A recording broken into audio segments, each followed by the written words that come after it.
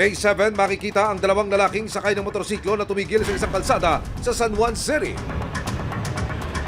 Maya-maya pa, bumaba ang isa at pumunta sa tabi ng nakaparadang SUV. Nang matsyempohang walang dumaraan na sasakyan, inumpisahan na nitong gamitan ng puwersa ang bintana ng sasakyan.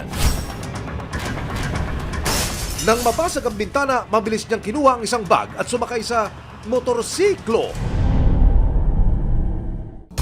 Nakapanayam ng resibo ang may-ari ng sasakyan na si Berto. Hindi niya tunay na pangalan. Saglit lang daw siyang pumarada sa labas ng coffee shop para maghatid ng ilang dokumento. Dumating ako para magdala po sana ng recipe doon sa coffee shop na itatayo. Come and go lang po dapat ako. Merong space for parking. Usually doon po ako nagpa-park kapag come and go lang ako. Pagpasok sa loob ng shop, binigay ko yung recipe and then nagpa-take out ako ng coffee. Habang hinihintay ang in-order na kape, narinig ni Berto ang kalabog sa may pardahan.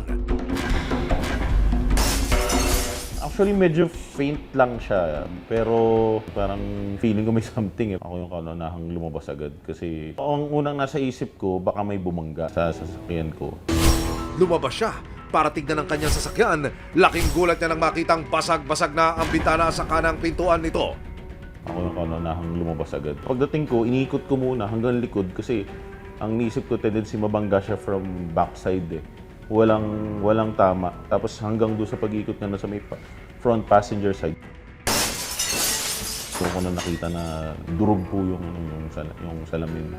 Kasi yung buong ng salamin nasa loob na ng sasakyan ko. Nung una ko siya nakita, isip ko kung magkano gagastusin ko. Hindi muna pumasok sa akin kung anong laman sa loob eh. Hanggang sa doon ko na naisip na parang taka na yung bag ko. Nag-break out ako nung naalala ko noon na yung laptop ko. So parang yun, doon lang ako na parang trabaho ko, yung laptop ko. Nang matanggap ng San Juan City Police ang reklamo ni Berto, sinimulan na nila ang pag-trace sa mga suspect. Ang amin pong mga tropa sa San Juan City Police Station ay agad-agaran po na nakipagtulungan sa biktima upang matrace po yung nawawalang gamit niya. Sa tulong ng GPS na naka-activate pa sa laptop ng biktima, hindi nahirapan ang mga operatiba na matunton ang lokasyon ng mga suspect. Habang lumalakad po yung mga kawatan, dala-dala ang laptop, is in real time nakikita po namin yung location nila.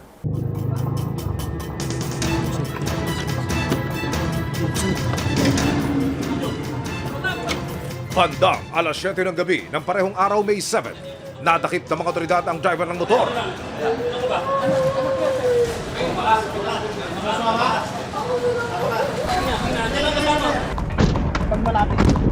Sunod na tumulak ang mga otoridad sa Tondo, Manila para hulihin ang nagsilbing spotter ng grupo. Pasok. Kasama mo ngayon, saan yung motor? Sasama mo muna. Yung nasaan yung motor? Asan yung motor? Asan yung motor? Samantala, napag-alamang menor de edad ang mismong bumasag sa bintana ng sasakyan ni Berto. Matapos arestuhin, dinala ng mga otoridad ang tatlong suspect sa San Juan City Police Station. Inilipat naman ang isang menor de edad na suspect sa Social Welfare Office para dalhin sa Shelter ng mga Children in Conflict with the Law o CICL. Sa panayam ng resibo sa dalawang lalaki, nagawa lang daw nila ito dahil sa mga personal na mga pangangailangan. Kailangan lang din po talaga sa pangbayad ng renta namin. Nakakapangsisi po talaga, ma'am. Nangyari na po ito eh. Pero Wala na wala po. pagkakataon mo. Basta po to. Ayoko na pong balikan to. Talagang last yun na po yan, mga sir! Nakaharap sa kasong theft ang mga nasa koting suspect. Kung sakaling mapatunayang nagkasala, maaari silang makulong ng 6 hanggang 10 taon. May 16, nakapagpiansa na ang dalawang suspect pero patuloy pa rin gugulong ang kaso laban sa kanila. Ang mga suspect naman po ng ganitong krimen ay usually tumitingin po muna sa loob ng sasakyan kung may makukuha silang gamit. Ang advice po namin, wag po kayong mag-iiwan ng any valuables sa loob po ng inyong sasakyan. Maraming salamat sa panonood, mga kapuso. Para masundan ang mga reklamong nasolusyonan ng resibo, mag-subscribe lamang sa GMA Public Affairs YouTube channel.